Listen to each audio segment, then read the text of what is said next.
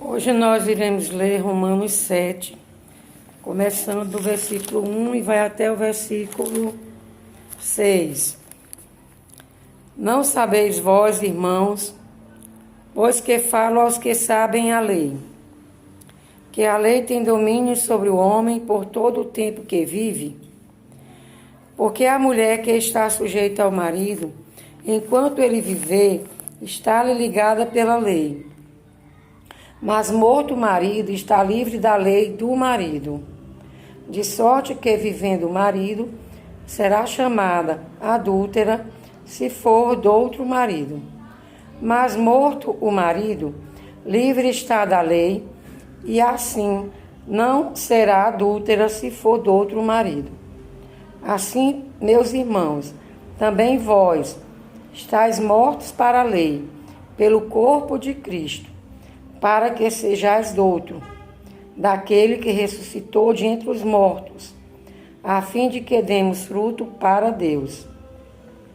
Porque quando estávamos na carne, as paixões dos pecados, que são pela lei, operavam em nossos membros, para darem fruto para a morte. Mas agora estamos livres da lei, pois morremos para aquilo em que estávamos retidos, para que sirvamos em novidade de espírito e não na velhice da letra. Aqui em Romanos 7 nós vemos uma analogia, uma comparação da lei de sujeição da mulher ao marido enquanto ele vive. Quando ele morre, ela está livre para obter outro marido. Paulo está falando sobre isso, mas a finalidade dele dar esse exemplo era comparar a questão do quem nasceu de novo morreu para a lei, morreu para as obras da carne, para o fruto da carne, e ressuscitou e agora vive para Cristo. Então, morremos para a lei e vivemos para Cristo. Mas morto o marido, livre está da lei, e assim não será adúltero se for do outro marido. Aí ele compara. Assim, meus irmãos, também vós estáis mortos para a lei pelo corpo de Cristo, porque Cristo morreu por nossos pecados. Então também nós estamos mortos para a lei, para que sejais do outro.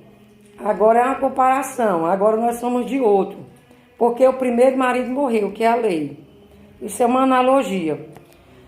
E agora vocês são de outro, daquele que ressuscitou de entre os mortos, a fim de que demos fruto para... Aí a finalidade agora, que a gente agora é de outro, que é Cristo, aquele que ressuscitou. Qual é a finalidade de sermos de outro? A fim de que demos fruto para Deus.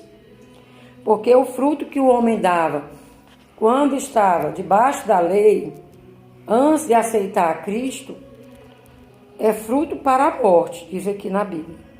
Mas agora estamos livres da lei, pois morremos para aquilo em que estávamos retidos, para que sirvamos em novidade de espírito e não na velhice da letra. Nós somos nova criatura, vivemos agora para outro, que é Cristo, mas aí Paulo esclarece, que diremos, pois, é a lei pecado? De modo nenhum, mas eu não conhecia o pecado senão pela lei, porque eu não conhecia a concupiscência se a lei não dissesse, não cobiçarás. Então não é a lei em si que é pecado, são as obras da carne que o homem natural tem. Só que o conhecimento desse fruto da carne, que é para a morte, ele vem por meio da lei.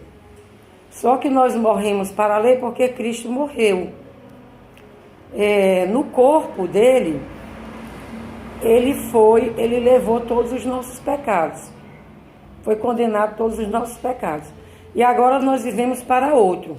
Por isso que Paulo começa falando sobre casamento, sobre a mulher que é sujeita ao marido enquanto ele vive, depois que ele morre, aí ela pode casar com outro, segundo o que Paulo diz aqui. Mas a intenção dele era explicar essa analogia. O marido que morreu para nós, que nascemos de novo, é a lei. E o novo marido, na analogia de Paulo aqui, é Cristo. E que morreu pelos nossos pecados e ressuscitou. Agora nós vivemos para Ele. Que Deus possa nos ajudar a compreender a sua palavra, simples como ela é, né? Sem complicar, sem querer procurar coisas sublinhares na palavra, porque a palavra de Deus, ela veio para revelar, para esclarecer, não veio para confundir. Agradecemos, ó Pai, pela Tua palavra maravilhosa, escrita aqui nas nossas mãos.